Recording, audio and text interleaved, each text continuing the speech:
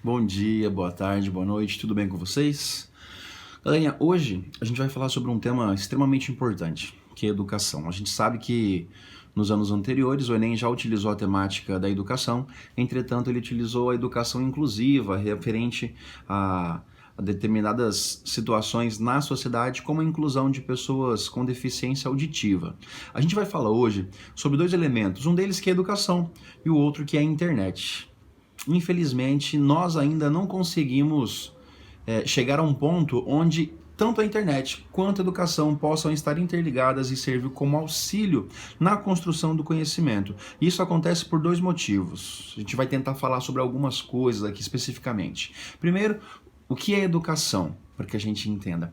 A educação, segundo o dicionário, é o ato ou processo de educar, ou ela é a aplicação dos métodos próprios para assegurar a formação e o desenvolvimento físico, intelectual, moral, pedagógico, didático e por aí vai, de um ser humano. Só que a gente chega a um ponto. Quando eu falo sobre educação, eu estou falando sobre passar um conhecimento para uma pessoa. A educação moral, a educação física, essa deve ser dada pelos pais. Infelizmente, no século XXI, isso deixou de ser uma realidade. Nós enfrentamos hoje salas de aula com alunos onde os pais são ausentes, pais que não participam da educação dos filhos, e eles simplesmente terceirizam essa educação moral à escola. E infelizmente o papel da escola não é esse, a escola não consegue lidar com esses problemas. Primeiro começaremos abordando alguns temas específicos sobre educação na atualidade no Brasil, a educação como um todo. O primeiro deles, as universidades não ensinam um professor para que ele possa atuar em uma sala de aula. Infelizmente, as faculdades elas ensinam conteúdos para que os professores se desenvolvam, mas elas não passam essa experiência de sala de aula, porque na realidade é uma experiência muito difícil. A remuneração paga hoje aos professores, tanto do ensino básico, quanto do ensino fundamental, quanto do ensino médio, ou até mesmo do ensino superior, em alguns lugares, é insuficiente. Isso faz com que o professor não queira continuar estudando e se profissionalizando cada vez mais.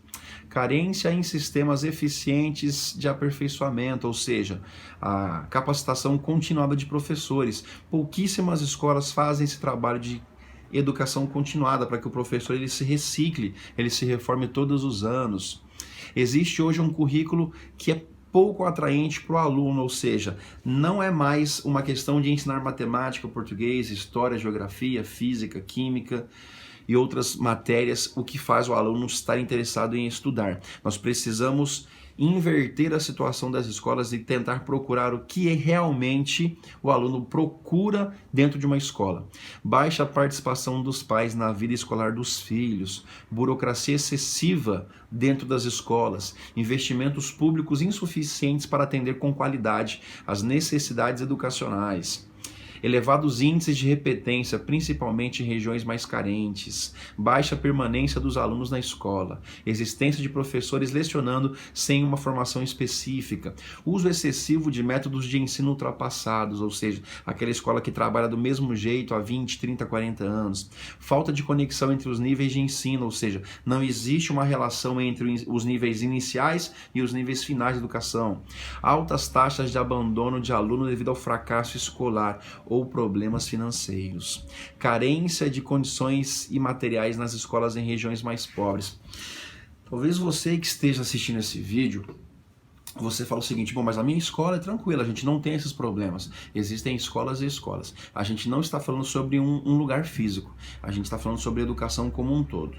Quando eu falo sobre educação, eu falo sobre, primeiramente, dois indivíduos. Um que está disposto a ensinar e o outro que está disposto a aprender. Só que, infelizmente, hoje nós não temos a junção desses dois seres.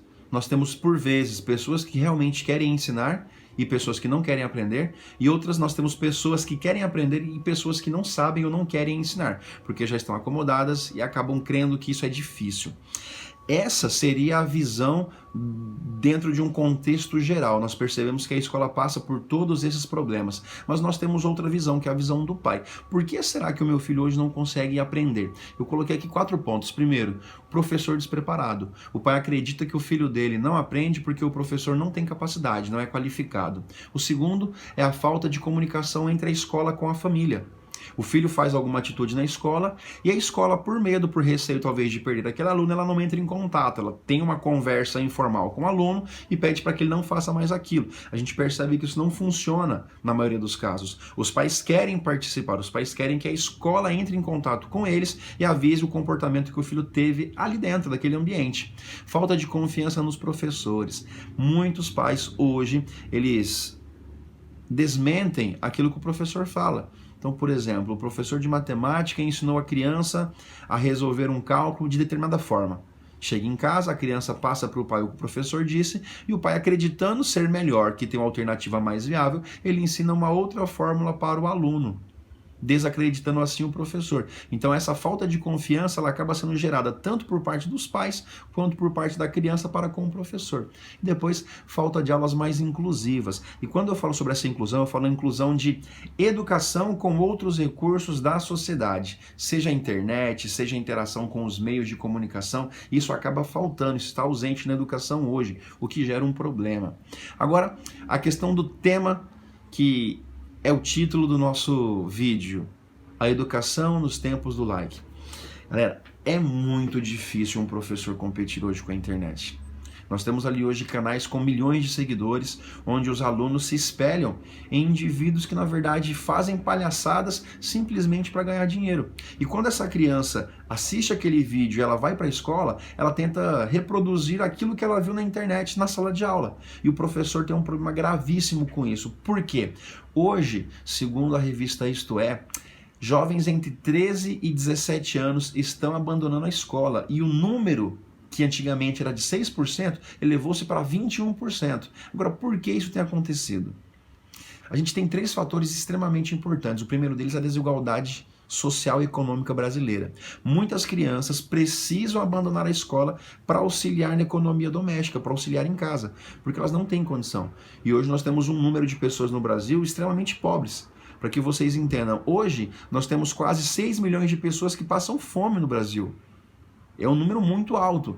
Nós temos hoje o aumento do uso da tecnologia, o que faz com que muitas crianças pensem ou entendam que educação seja algo desnecessário, porque tudo que elas precisam, elas encontram na internet. E por último, a falta de orientação familiar. Nós temos ali um histórico hereditário de falta de educação, ou seja, a criança que cresceu em um lar onde os pais não estudaram, os pais não tiveram talvez esse apoio, e eles acabam transmitindo para os filhos que se o filho chegou até o 9º ano, é até onde ele tem que chegar. Ele não precisa ir além disso. E isso realmente é um problema.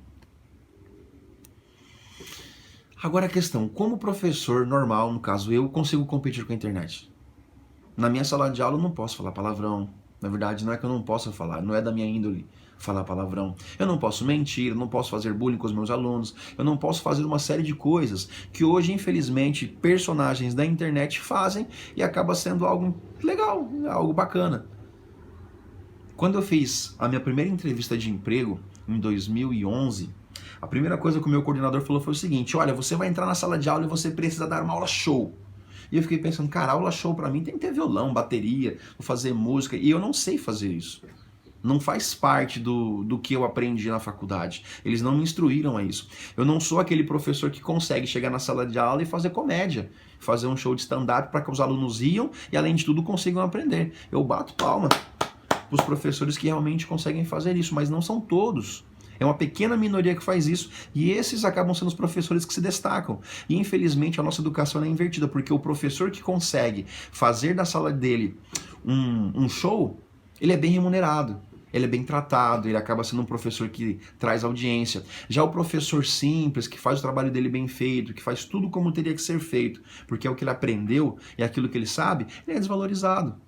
Até mesmo pelos próprios alunos. O aluno hoje ele admira muito o professor que consegue fazer palhaçadas, que consegue fazer a sala rir durante a aula. Já aquele professor que tenta transmitir o conhecimento dele, só que sem conseguir ser engraçado, ser uma aula de humor, ele acaba sendo desrespeitado pelos alunos, porque ele se torna um professor chato. E a gente vê nisso uma competição frontal com a internet.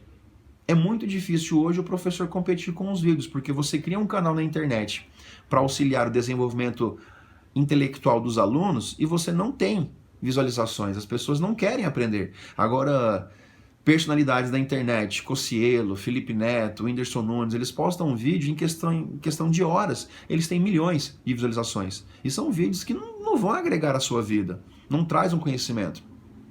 Eu montei aqui um pequeno texto para vocês. Infelizmente, para a grande maioria dos professores, a internet não é uma aliada no âmbito educacional. Por que não é uma aliada? Simples. As escolas não estão capacitadas para utilizar a internet ou as novas tecnologias como recurso educacional. Simplesmente porque o professor vê na internet algo que atrapalha o conhecimento. Segundo ponto, qual a extensão do uso das novas tecnologias nas escolas brasileiras? Se você pudesse enumerar hoje as escolas que você estudou e tinham essa interação entre tecnologia e educação, seriam muitas escolas?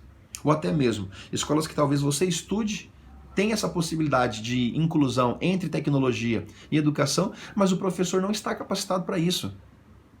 A gente entende então que hoje viver em uma era onde educação e internet, elas não são aliadas. A gente precisa mudar isso. Mas entenda, não é somente no Brasil. A gente fala sobre um sistema tecnológico que surgiu há 30 anos, ele é muito recente.